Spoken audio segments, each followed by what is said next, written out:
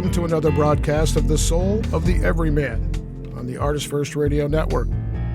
All past shows are available in podcast form. Visit ArtistFirst.com. We welcome your questions and comments. Hit us up at dj@artistfirst.com. And now, somewhere virus-free, we hope, it's Michael and Margaret Lyons. Yes, and that was a great introduction. And that is the theme of our show tonight. And I'm Michael Lyons. And I'm Margaret. And our theme tonight is introductions. No, that would be silly. Our theme tonight is greatness, and I think it's Margaret. I think greatness is something that people confuse a lot with fame. True. True. I think that they confuse it a lot with notoriety. With notoriety and with power. Right. And I think greatness, the true sense of the word, is more like great-hearted.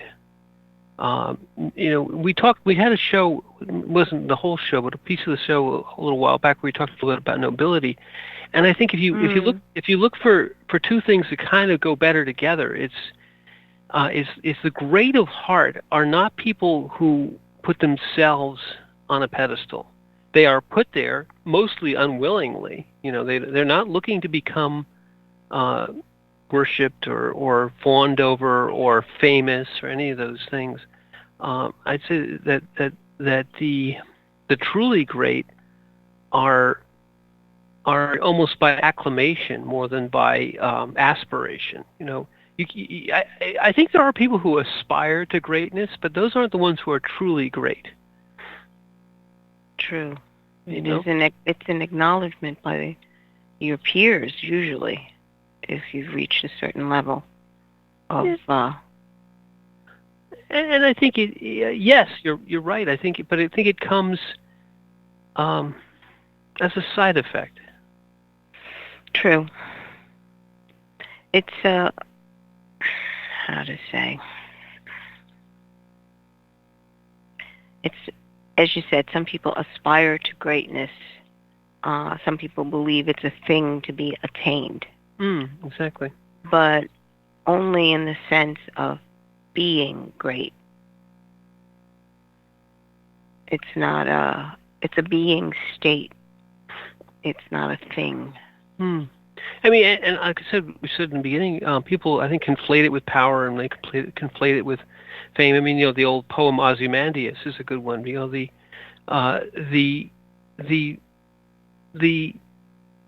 aspiration to power or the I'm the top of the heap kind of greatness is ephemeral, and it's always, I would say that type of greatness is always relative.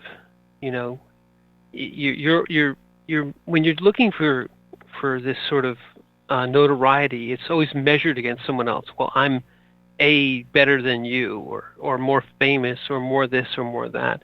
So it's not the kind of greatness. Let's say we use this example a lot, but if you put Mother Teresa, this is a person who everyone considers, or nearly everyone considers, to be a great human being. Mm-hmm. But I would venture to say that she didn't set out to go to the worst slums of Calcutta to become great. Because if you're aspiring to be great, you go to some Ivy League school and get 16 degrees, and you try to push yourself forward and fight and claw and scratch into quote unquote greatness. Greatness, in the more mundane sense, relies on other people's opinions of you.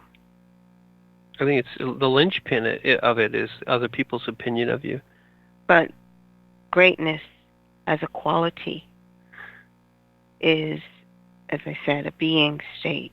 You're there, and it doesn't matter what anyone else says. That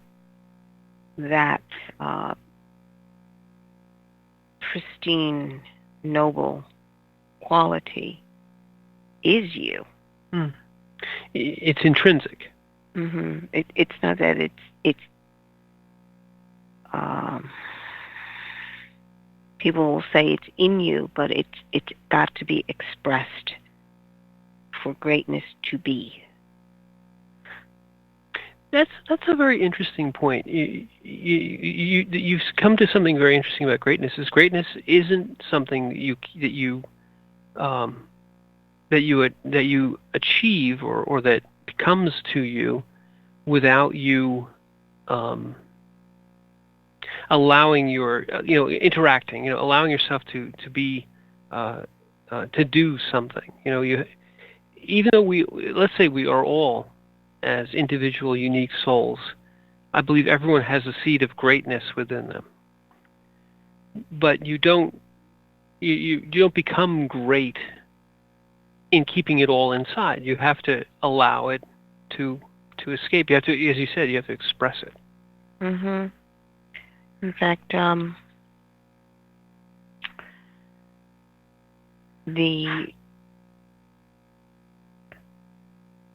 what I would say is that it has to do with brokenness.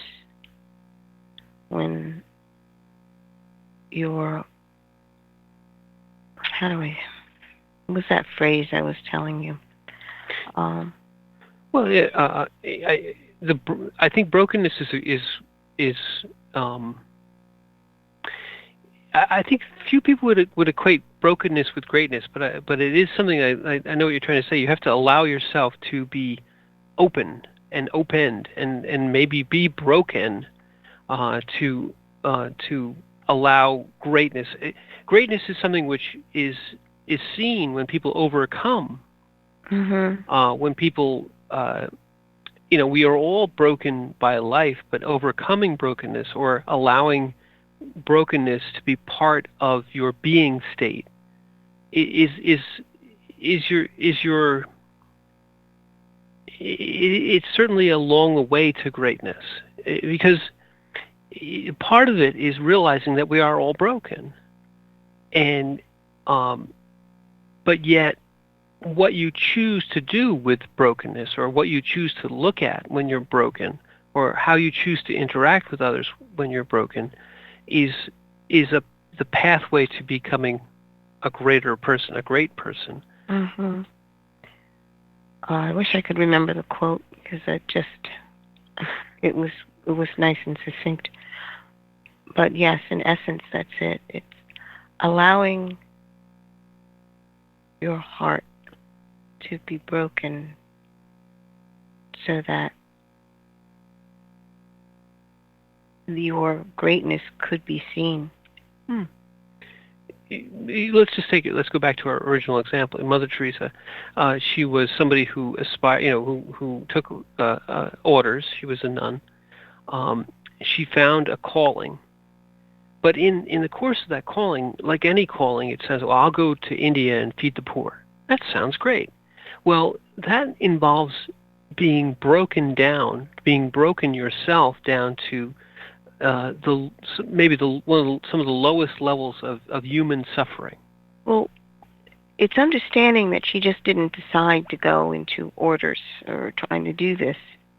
It was her heart that told her, I need to do something to help.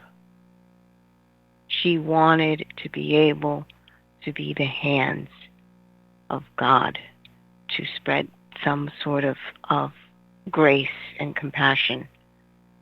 And when your heart responds to someone who is in such need like that, that is a level of, your heart is soft at that point, open. Yeah, I'm with you. I think that the interesting thing is the first principle. Let's say that there are many people who share that desire. I want to be the hands of God. I want to go out and feed the poor. But I believe that the reality of it is a process of breaking yourself down. There's another great phrase. People talk about having an anointing. They say, I've been given a mission. But there are people, when you talk about that, you're really talking about something where you go through in order to fulfill this, you go through a process of being pressed. And in being pressed, you're, the analogy is an anointing is like, it usually is typically some sort of balm or oil.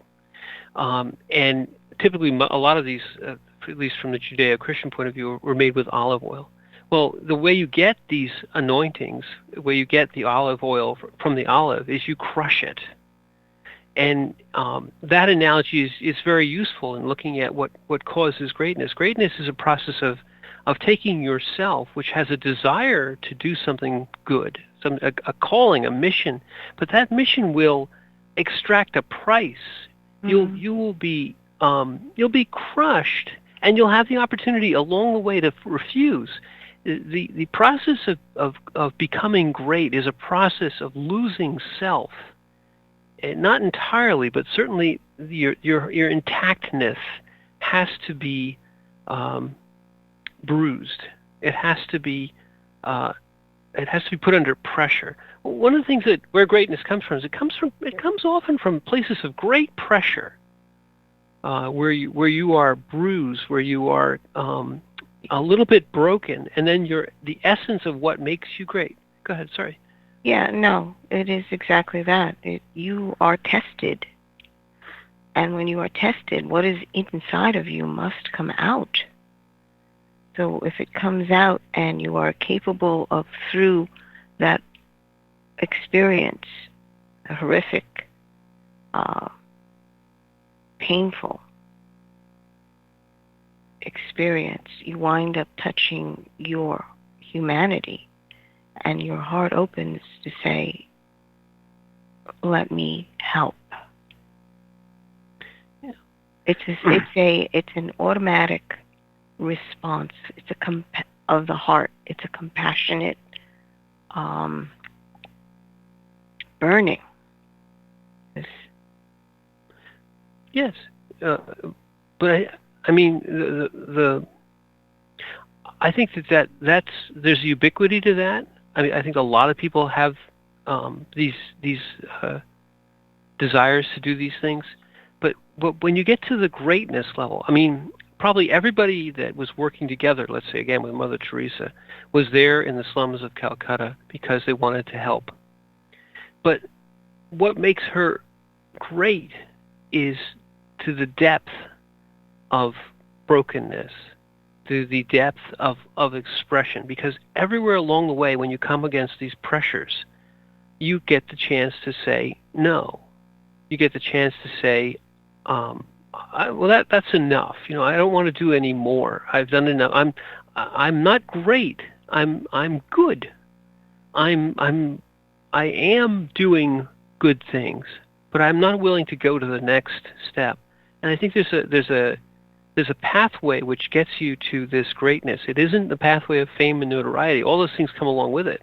But it's this constant sort of saying, I'll take one more step.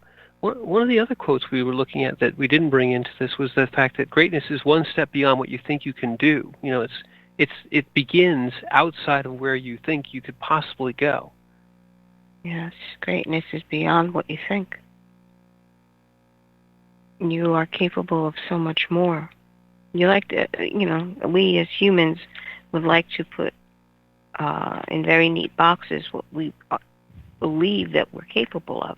I can do this much, but I can't do that. And unless the motivation comes in that you must do more than what you think you're capable of, that usually is the very first step towards greatness. I think you've got something good there. The boxes thing is very interesting because the boxes is control. Mm-hmm. And when you're put under pressure and it gets to the point where the boxes start to break, where the boxes don't work anymore, people oftentimes will draw back. Oh no, that's too far. That's beyond where I want to be.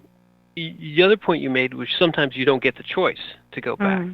But even in the circumstances where you've been, where, as they say, greatness has been thrust upon you, or the opportunity to be great has been thrust upon you, because it's still always a choice. But if you're not given, if you're not given a mission, but you're given, to use a word, a cross, or you're given, an affliction that you now have to deal with, you still have the opportunity to run. You still have the opportunity to refuse. Your fate may be the same as far as what the ultimate outcome may be, but greatness comes from refusing, from not refusing to go beyond your brokenness into the next. Yes, I understand that all the boxes are broken and everything's coming out, and I don't know what's going to happen next, but I'm willing to take that next step.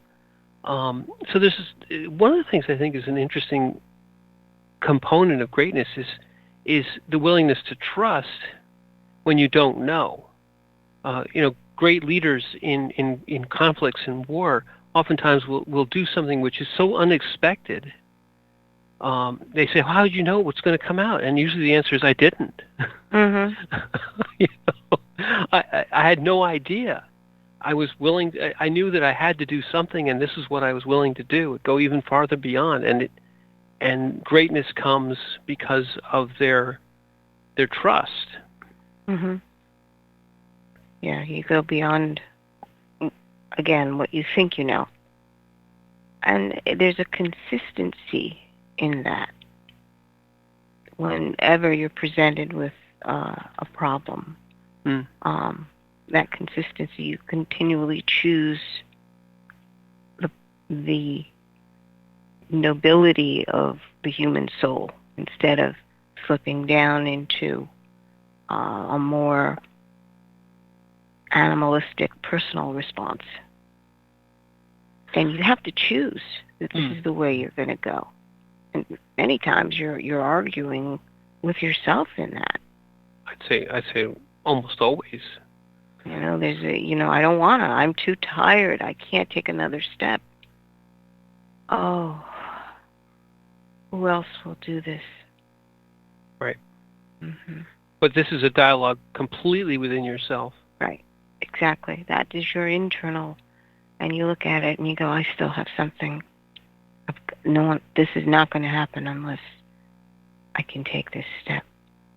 And usually the core of that is, what you'll find is you will take the step for another, for someone you love, more immediately than you will if it was just for you. If it was just, you need to do this for you. Like, oh, I'm too tired. Right. But if it's, like in our situation, your child needs you. You need to do this. Yeah, it's going to be 24 hours of no sleep, 48 hours of no sleep, but there's no one else who can do this but you.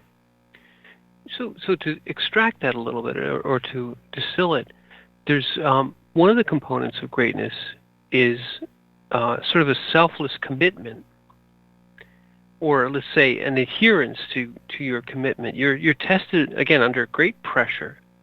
You're broken. You're pushed beyond where you think. Again, the mind is out of this. The ego is out of this. Think where you can go. You're in a place where you are given the opportunity to. No one else can do it. Do you want to do it? You're always given the opportunity to give up, and yet you go beyond because. And you're right. Sometimes the motivation, certainly, let's say in our case, or in the case of many, let's say Mother Teresa, is these people, no one else will do what I'm doing. This person, if I don't give care to this person, they won't be here tomorrow for someone else to give care. They'll be gone. If I don't feed them, no one will. If I don't tend to them, no one will. But you have the choice. You could say, I can't. I don't, if I can't do it, no one can do it. No one can do it. But yet, greatness, that's goodness. You go to your limits, and maybe a little beyond, but you stop. Greatness is you go to your limits, you go beyond, and you find out that you're limitless. Greatness breaks into what we were talking about before, the vastness of spirit. You go beyond the physical, Right. And you realize that the eternity moment, the eternity bank, is where great deeds are recorded. So greatness is recorded there too, because you've gone beyond. You're into the, to use our last week's, you're into the fifth dimension. In some regards, you're outside of the temporal, of the 3 dimensions, the 4 dimensions. You're into the spirit, beyond them, and you're still given choices, but you keep on going beyond. It's like Jonathan Livingston Seagull, remember? No one knows this book except you and me. But in this particular book, the analogy was flying higher and higher and higher. And one of the things that was always said in this particular thing is, there are birds of the air that fly high, like the eagle. Seagulls are not those birds. No. Seagulls are sort of dumpy, low, slow flyers. They're shorebirds. But to become great, one exceeds your shorebird body and your shorebird mind. Right. And you go higher than any shorebird can. You go higher than even the eagle can. You go higher than the sun. And this book is a wonderful book. I would recommend it to anybody. It was written like in the 70s or something, way back in last century, like millions of years ago. It was like last millennia and everything. It was the last. It was really century. This is the last millennial book, but it's a good book. But greatness comes from exceeding the physical, exceeding the mental, and going into the spirit. Right. You basically break the limits of what your body is capable of doing. And your mind. Well, yes, and your mind. But I'm saying that if you're referring to the Jonathan Livingston Seagull book, that's how he achieved going past his mind, is by breaking barriers that he thought his body could not break. Right. And I think to put it into real life, a Mother Teresa goes beyond exhaustion, goes beyond... Any mother that loves goes past exhaustion. Any father that loves, because what you're doing is you're expressing unconditional love. Yes, and in the that's the nub of it. You go ahead, continue your thought. That's where really greatness, I think, is the nub of it. Any expression of unconditional love, you realize that it doesn't matter what else is going on. This needs to be done. It needs to be expressed. This love needs to be brought forth for this person or persons, and that's it. There's no verbalization. The heart is already impelling you to this, and the truth of the matter is you're not even thinking of yourself anymore. It's like, oh, okay, what does this child need in this moment? Any parent waking up in the middle of the night to a crying baby, like, oh, okay. And we all know when that baby cries a distress cry, pain cry. You can't sleep. You can't do a thing until you're able to try to find out what's wrong and stop that cry. But yeah, it tears at your heart when you hear that. That's the truth. And I think that's a common experience that people have, because you will go above and beyond for your own child. But I think greatness recognizes the connection at a deeper level. The connection, the bond between child and parent is, immediate. These people came from you. They are your children, your offspring. But when and is that a great and selfless act? Yes, but it's not one that becomes. It's not one which becomes uncommonly great. It is certainly going into the beyond, but it's close to your natural. It's close to your. What I mean to say is, I think there's a level beyond, which recognizes the other, at the same level that you recognize the child that is your own child, that's in pain, and it becomes a different level of greatness, if you will. We'd have to start breaking greatness down into levels, I guess. But for me, I believe that any expression of unconditional love is great. I agree. I wouldn't dispute that at all. Okay, so even though it is a more common experience for the world at large, I again say consistency in that response is where your true test is. To continually do that until you get to a point where that action is no longer needed. And I think the expression of unconditional love is intrinsically great. Yes, I agree. I think where the world starts to think of people as a person as great is a different. It's not a different level, but it's a different. Maybe it's. We said it before. Everyone has the seeds of greatness within them. It is always unconditional love beyond your limits, beyond what you think you can do. And I guess we say that a person is great, whomever that person may be, when it exceeds even common greatness, if that's a thing,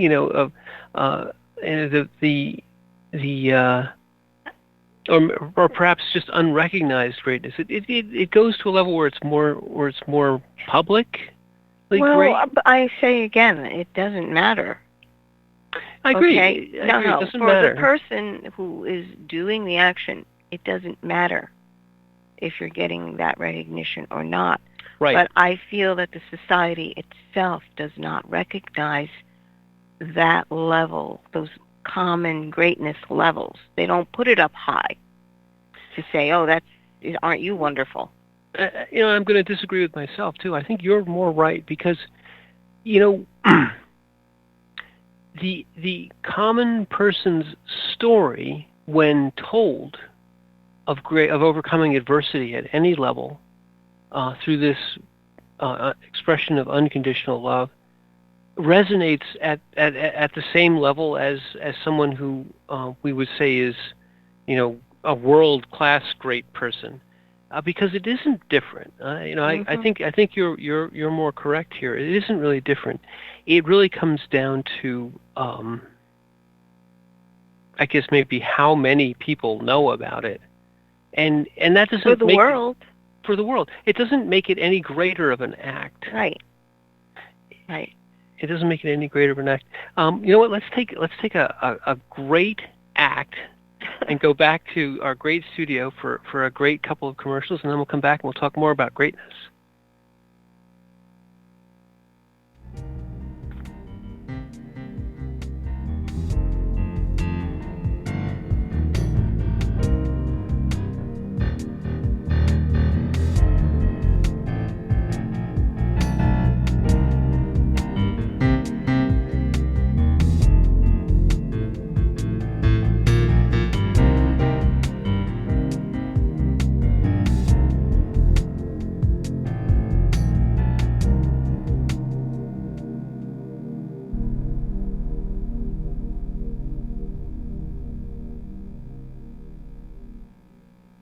Rick Riordan fans, love mythology with plenty of action and humor? Destroyer's Blood is for you.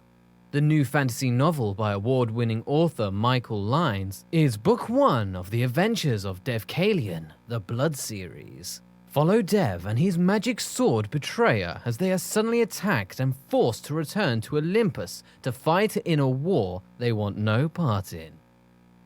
The world of men and gods is about to be destroyed by Zeus's ancient foe, and only Dev and Trey can stop him.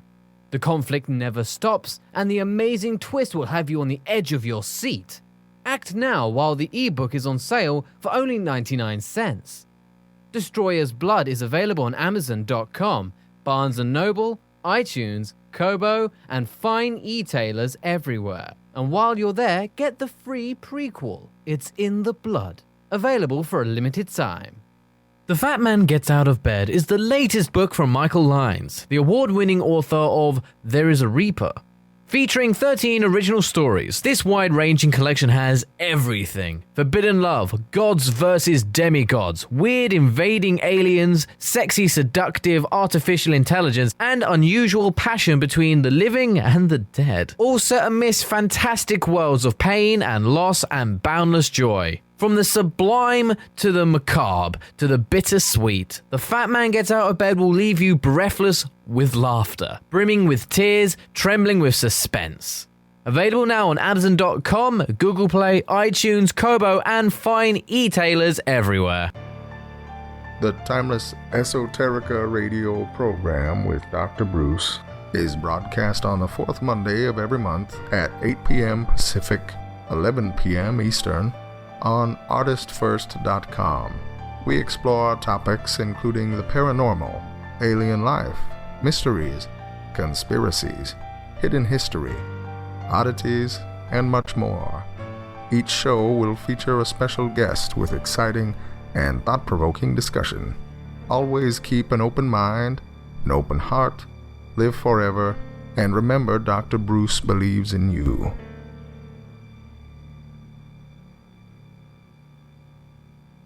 The wait is over. First Blood, Book 2 of the Blood series is out. Your favorite bad boy thief Dev is back, and the beautiful and deadly Trey is right there with him. She is sharp, sexy, and full of surprises.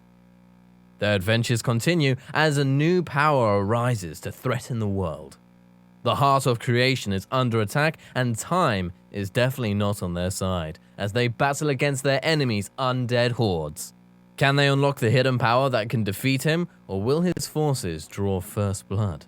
Get all 3 installments in the series. Book 0, It's in the Blood. Book 1, Destroyer's Blood, and the new release, Book 2, First Blood, today.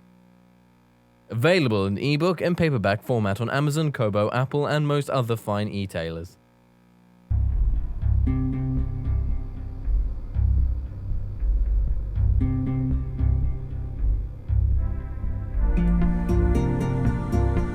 Thanks for joining us on The Soul of the Everyman on Artist First Radio. All past shows are available in podcast form. Pick them up at ArtistFirst.com. Back to Michael and Margaret Lyons. Thank you, Scott. And this is our greatest show ever. And tonight's topic is greatness. And as we said a little in the end of the last half hour, that really that greatness is something which we all have the seeds of. We all have greatness within us. And I think because we all tie back to spirit, and greatness is an expression of heart, of the spirit, refined by the will, because you always have to choose. You're always presented with a challenge with greatness that you have to go past your physical limits, past your mental limits, into spirit, into beyond, and you always have the opportunity to say no. You have to choose, and greatness is, there is no difference. We came to this conclusion at the end of the last half hour. There's really no difference between a great act which nobody knows about. It's an act of unconditional love through the action of the will, beyond the limits of your physical and mental body into spirit. But whether anybody ever finds out about it doesn't matter. And you're right. I think that the world's concept of greatness is a subset, a very small subset of actual greatness which happens, which is within all of us. And maybe this is a good opportunity to talk about our really boss quote, that we always try to find one really boss quote. And this is from a gentleman by the name of Oscar Wilde, who, if you guys want funny things to read and funny quotes, Oscar Wilde is well worth your time. And his quote that we found is, "We are all in the gutter. We are all in the gutter, but some of us are looking up at the stars." And I think that goes to the aspect of greatness, which is that it is volitional. It is where you're looking. It is, even though the world, which is the gutter he's talking about, we are all in the gutter. We're all afflicted. We're all broken. We're all put under pressure. We're all given the opportunity to be great, but you can look down into the gutter. You can let the world overwhelm you. You can, not allow the greatness to come out, because you have your free will. The key here is that some of us are looking, which is an action. It's a volitional act. You're raising your gaze to look at spirit. You're looking up at the stars. You're looking up into that which is beyond the physical and the mental. And so that's, the vehicle of greatness is, again, as is with many things, the will. We talked about it last week, with our fifth dimension, which was kind of a euphemism, or the currency of the fifth dimension was the will. It was volition. You have to choose something. You have to act when you want to be great. You can think about greatness all you want, but unless you act, you haven't completed the circle. You haven't completed the cycle. Greatness is a state of being. You have to experience it. You can't think about it. I think it's a state of being, yes, but it's also a state of will, of choice. Well, you have to choose. But my point is, it's a state of being. Just as in the quote, we're all in the gutter, but some of us are looking at the stars. Now, when you look at the stars, you feel, your heart opens, you feel this vastness. And you've gone past all boundaries at that point. And it's evocative. And that is what the choice is. Where are you looking? Are you choosing to look at things that bring your heart to that elation of beauty and the vastness that's in front of you? Or are you looking in the gutter? What is common around you? And I think I like that, but I would just say this part is that the gutter is always there, and looking at the stars is seeing that the world is not everything, that the physical is not everything, that the mental is not everything, because we're always reminded when we talk about these sort of things is, all life is suffering, the wonderful quote. And it is true. It's a truism. All life is suffering. We're always under pressure. We're always being afflicted. We are always given the opportunity to be great. But the opportunity to be great is looking to the stars, is realizing that even though all life is suffering, that is not the end that you want to look at. You don't want to let your eyes only dwell upon the gutter, which is the world and its suffering. You want to see beyond. And you said unconditional love goes beyond. It doesn't matter that the world is suffering, in the sense that it is not everything. You don't dwell upon the suffering. You don't dwell. The suffering is not everything. Exactly. And you are capable of lifting your eyes up to a higher calling. Because when you look at the stars, you just feel like it's calling. My state needs to be boundless. It's an internal acknowledgement. The human spirit and heart knows that there is a state of being that is boundless, which I think is one of the reasons why we rail against all the limits that are presented to us down here. And I think there's another component here which we wrote above the quote, which is that greatness, that the capacity to look up into the stars also has the ability to lift another. Greatness, true greatness, doesn't just act of its own accord. It does. It doesn't just act in unselfish love. It does. But it also can take another and through this action say, this is not everything. You look up too. My act of greatness inspires and enables greatness in others. As you mentioned before, we had our situation with Christopher. His affliction lifted him up. We helped him do that, but he helped us too. We all realized something, and we all took it away, whether in the physical or in the spirit, that this world we came to realize was not everything. This world where you have afflictions and everything, all those things are real, real, real. They're not fantasies, but they are not everything.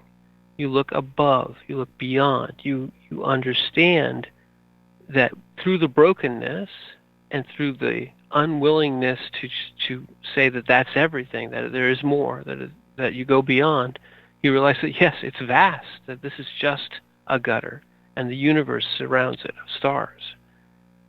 Right. And when you as a person and you have found that you can help another person find their own greatness, that is a wondrous state to be in, because you're lifting up another soul. And it's regardless of the situation. If the situation is just horrendous and there doesn't seem to be any hope, to understand that you can lift up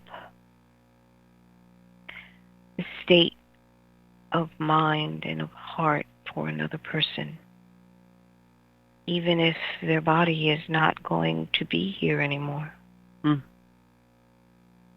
is an amazing gift that you've been given to be able to participate in, because you know in that moment that it's not you. Under your own steam, you cannot do it. You as a human being, you as a mother, you can't do this on your own. I need help. I need grace to hold myself together and help this one along, this child along. And grace is a great word, because again, with grace, you have to accept it. Grace is not thrust upon you, just in the same way that greatness is something that you have to choose. You have to choose to allow brokenness. You have to choose to allow grace. You have to ask for it, or you have to receive it. And it's like food or fuel to go beyond. Grace is the trust we were talking about before. When you're beyond all the mental, beyond the physical, that you don't know what's going to happen, but you say, I will anyway, give me grace. I'll accept grace. You go beyond. And in lifting up another, you show the path of grace. You share the path of grace, and you go into spirit, and it no longer matters, as you said, Nobody gets off the planet alive. It's kind of our theme song. But you write upon the eternity bank, you write upon spirit, and the grace to lift up into spirit allows you to do that. The what you take back from here, from this four-dimensional space-time into our fifth dimension, through this writing upon eternity, is great. It's greatness codified. It becomes the writings upon spirit, the testament of your life, which you are witnessing yeah, what unconditional love can do in this world. And it is a state that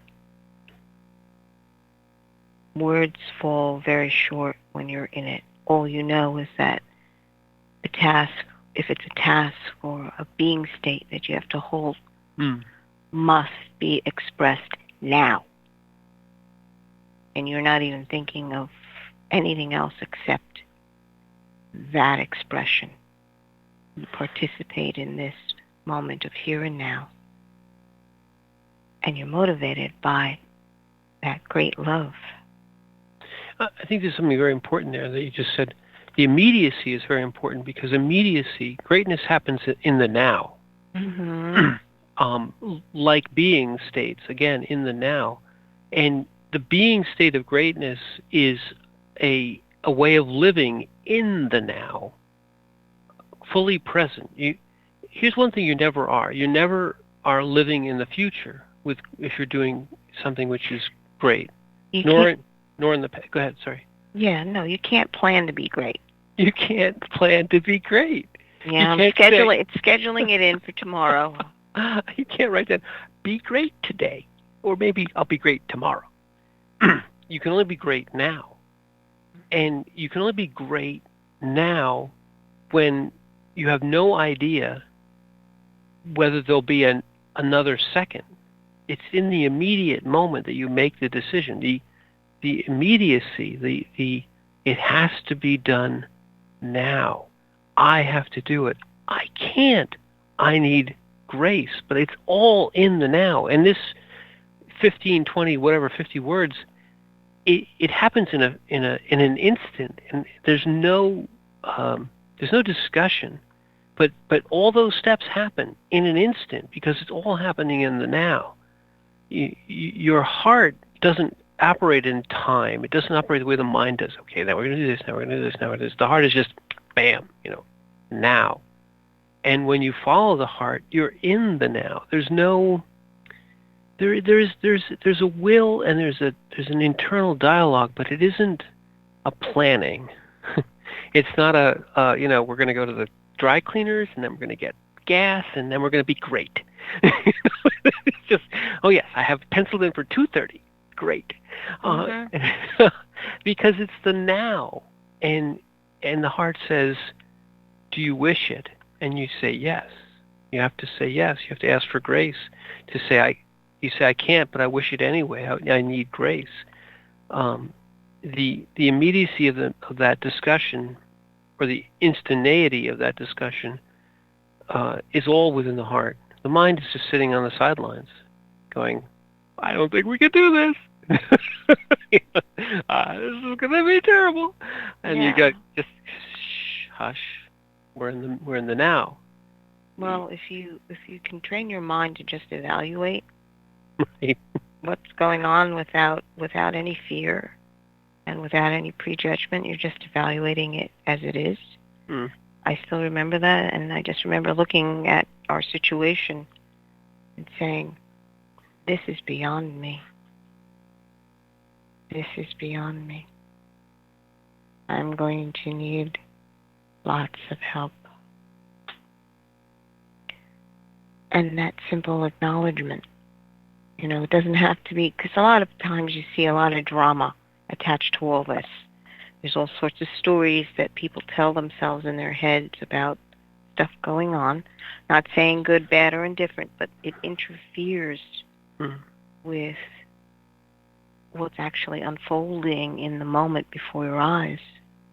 I just, just a quick, for instance, an example.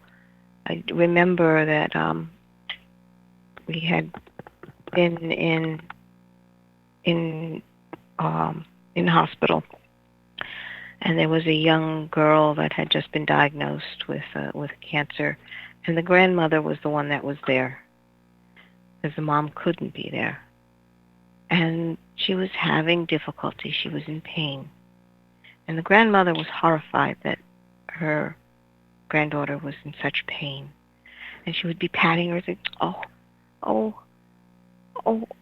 you're such a good girl. I don't know why this is happening to you. Oh." And you're like, okay.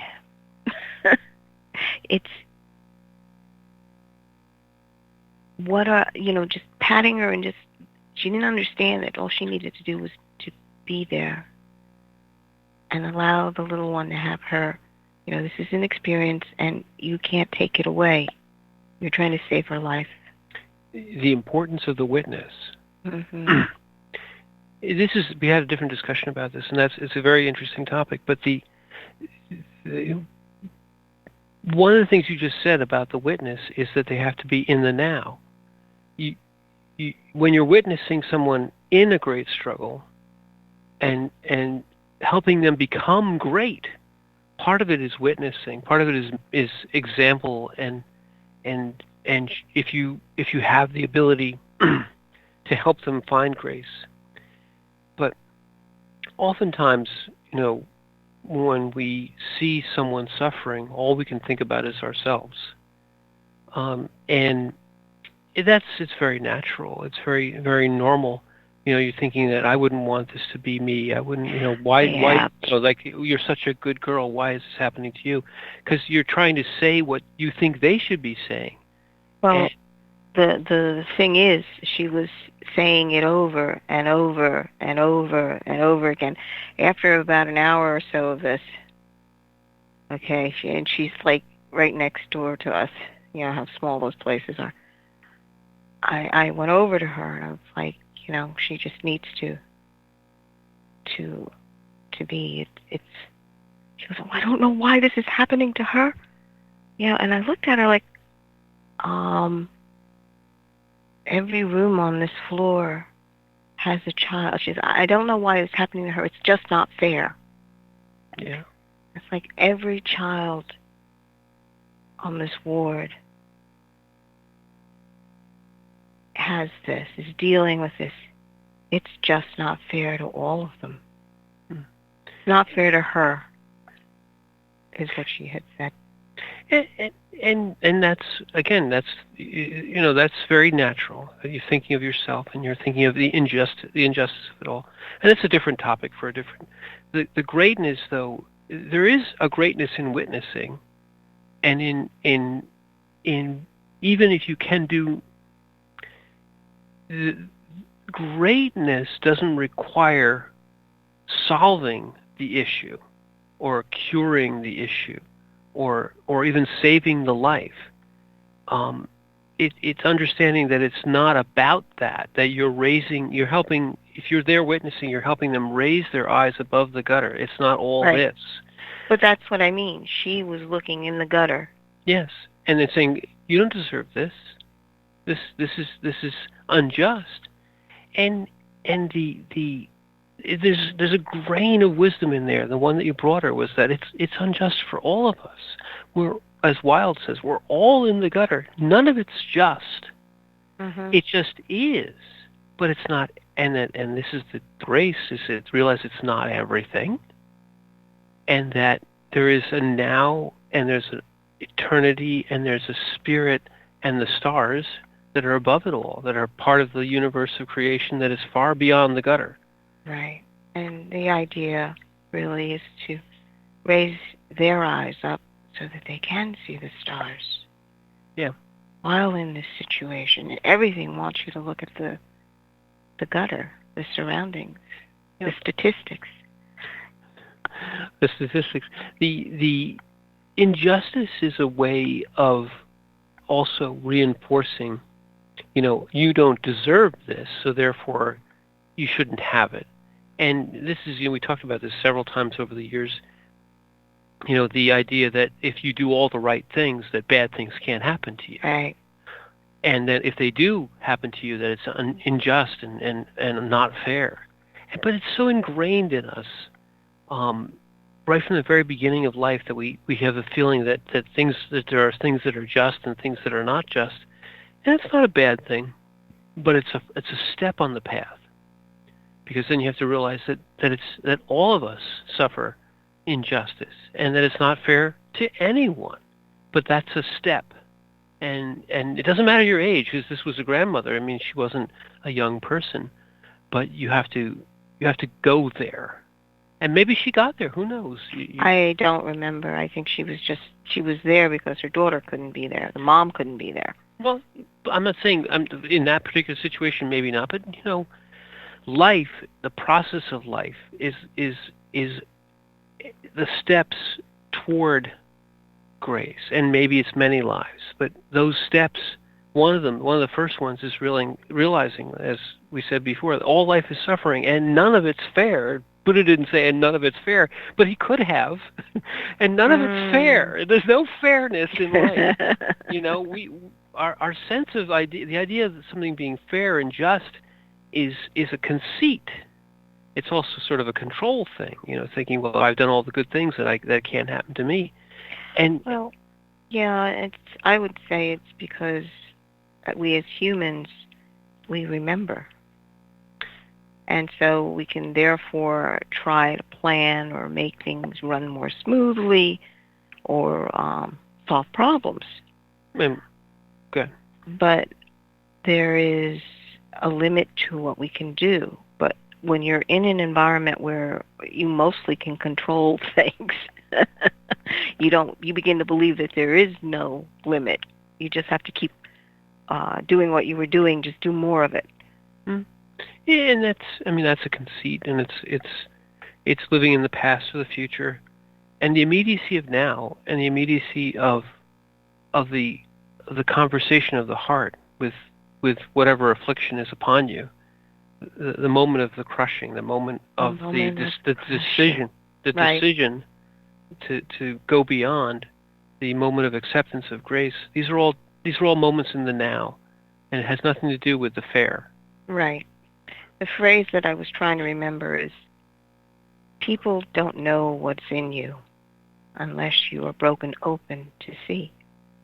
Yes. Okay, so that only happens in the moment of now.